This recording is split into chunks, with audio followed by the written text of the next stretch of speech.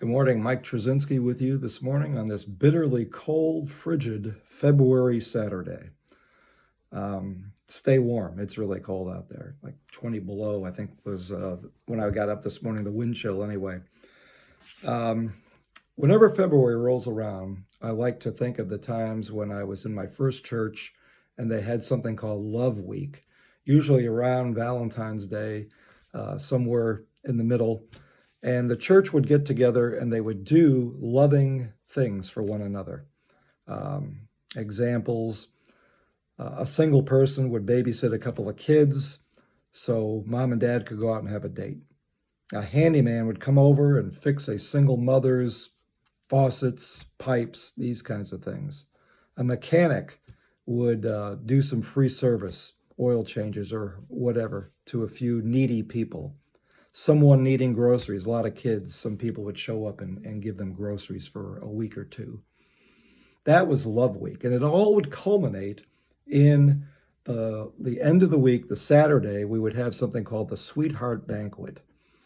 And, it would be for married couples or engaged couples, and they'd bring in a husband and wife team that did music, and we'd worship, and they'd shared stories, testimonies about marriage, maybe a little teaching, things like that. It was just a wonderful time, a nice meal, a nice night out, and that was Love Week. But it prefaced the banquet with doing things for one another. So that was my introduction to Christian love. I was a young believer back then, and I said, wow, this is really great. So with that in mind, with February rolling around, I wanted to kind of share a couple of messages on love, and I'm going to use 1 Corinthians chapter 13 to do that.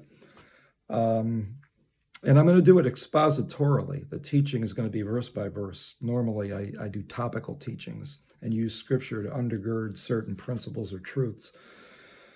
I have to go, first of all, to chapter 12. You realize that when the scriptures were written, there were no chapter and verse distinctions. Those were added much later on.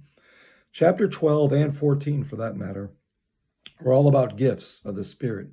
And Paul says at the end of 12, earnestly desire the greater gifts, and I'll show you a still more excellent or better way, which is love.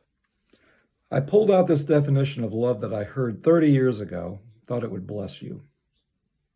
Love is a disposition of mind toward fellow Christians growing out of sincere and fervent devotion to God. I'll repeat that for you. Love, a disposition of mind toward fellow Christians growing out of sincere and fervent devotion to God. It involves temperament. And what I'm going to do here today, I'm going to take commentary that I've accumulated over the years on these verses, mix in a few complementary scriptures and an illustration or two, and I'm going to expound on these things in that kind of a manner for you. Look at verse 1, 1 Corinthians 13. Paul writes, if I speak with the tongues of men and of angels, but do not have love, I've become a noisy gong or a clanging cymbal. He's saying here, without love, the gifts are nothing. People like the Corinthians prided themselves on spiritual gifts operating in them and also knowledge. In 1 Corinthians 8:1, I believe, I'm not going to turn there, but Paul says, knowledge makes arrogant, but love edifies. Another translation says, knowledge puffs up.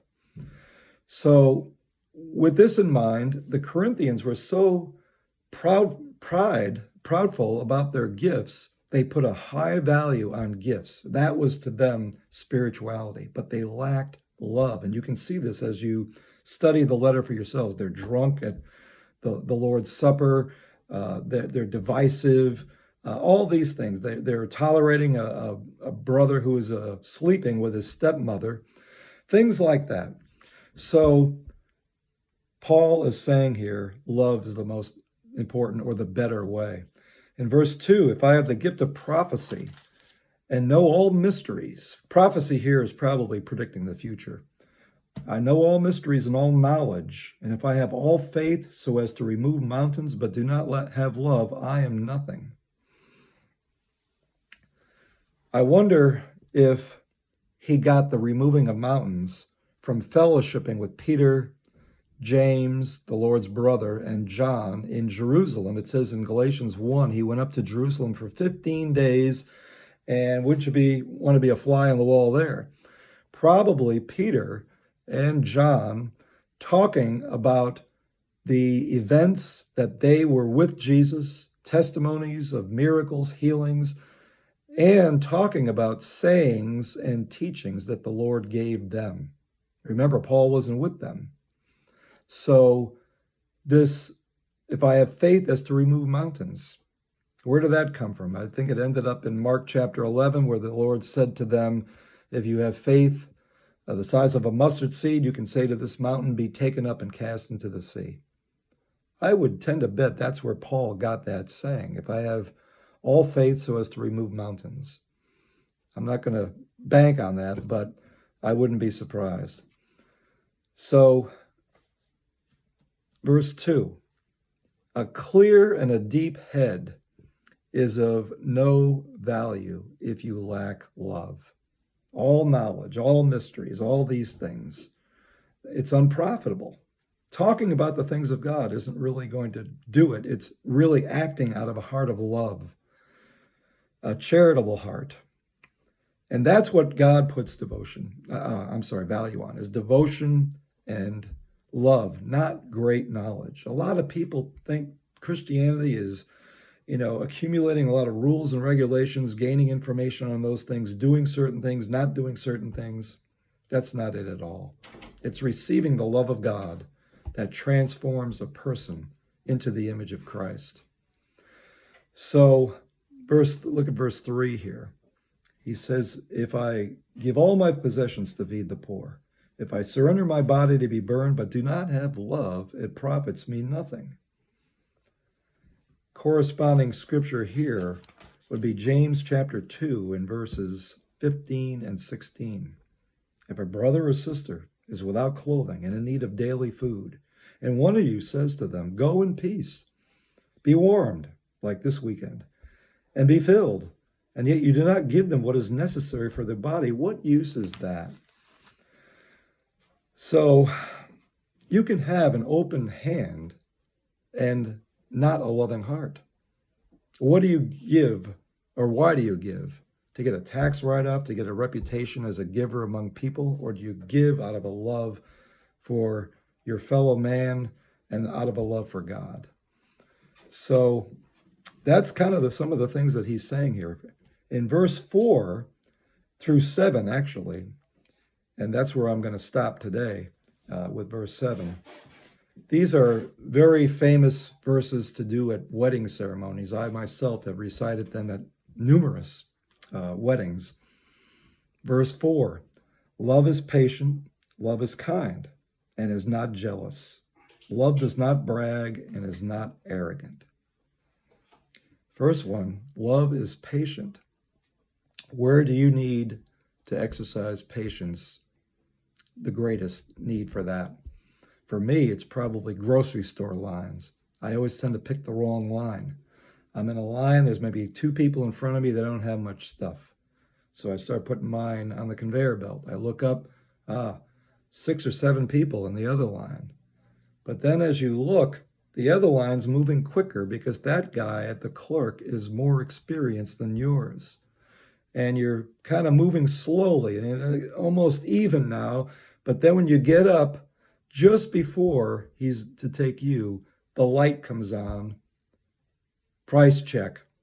Somebody has to come and get the item that the guy in front of you didn't have a price on it. He's got to go to the aisle, the shelves, and come back, and you're like, love is patient. I won't even go behind the wheel of a car with that kind of an illustration. Kind of crazy out there today, but love is patient. You need patience. So here's some commentary on this verse here. Love endures provocation without resentment or revenge. It makes the mind firm and powerful over angry passions. It waits to see the effects of patience. It's kind and obliging, courteous. It shows favors.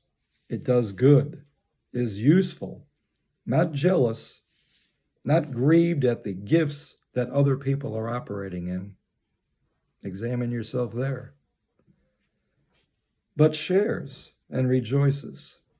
It subdues pride. It's not bloated with self-conceit. It doesn't treat people with contempt or scorn. Another complementary scripture here is Philippians chapter 2, verse 3. Do nothing from selfishness or empty conceit, but with humility of mind, regard one another as more important than yourselves. And also in Romans chapter 12 and verse 10, it says this, be devoted to one another in brotherly love. Give preference to one another in honor. This is a description right here of whether you have love or not. All these verses 4 through 7. Are we operating in true Christian love? I mean, I know we're not perfect and we make mistakes, but is this a lifestyle that we're cultivating? And then we got verse 5. It does not act unbecomingly. It does not seek its own, is not provoked, doesn't take into account a wrong suffered. In other words, love will put up with slights, neglects, these things. Well, they didn't talk to me. Well, it's okay at the meeting. It'll put up with stuff like that. It will give esteem for the brethren and raise our value for them. Love calms anger. It's not vile. It doesn't do things unpleasantly, out of place or time, but with respect, kindness, and goodwill. Sometimes it'll mind its own business if the need calls for that. 1 Thessalonians 4:11 talks about that. It doesn't despise or censure the conduct of other people. It's an enemy. I like this one. An enemy. Love is an enemy to selfishness. It doesn't seek its own praise. It prefers others' welfare, not seeking its own at the expense of others' hurt or neglect. It's not provoked. It will correct a sharpness of temper and soften the mind. It will never be angry without a cause. When Jesus was angry, there was a cause. He overturned the money tables in the temple. Anger can't rest in the heart of one where love reigns.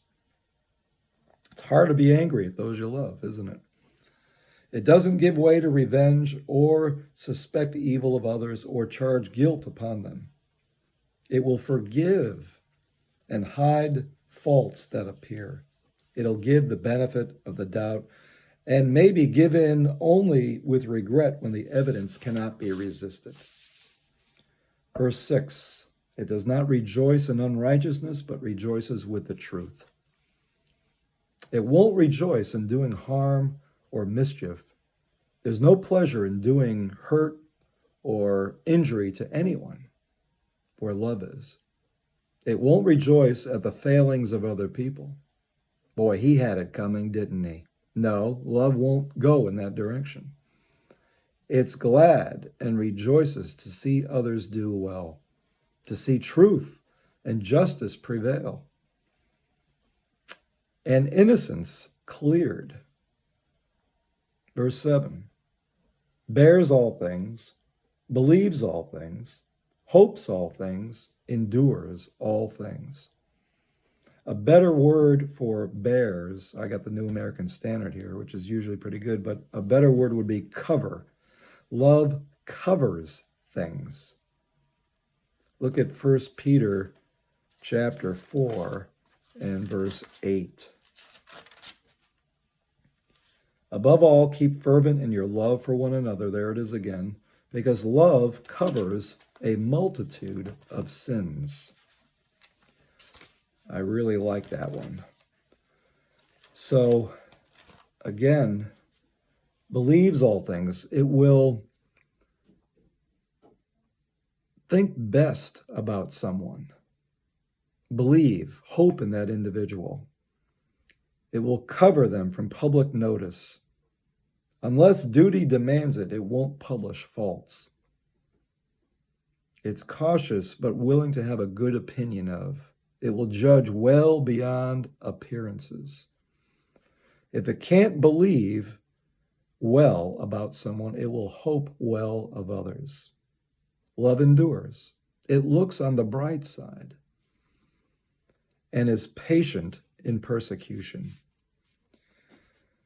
These are some of the studies that I've done over the years on this particular chapter.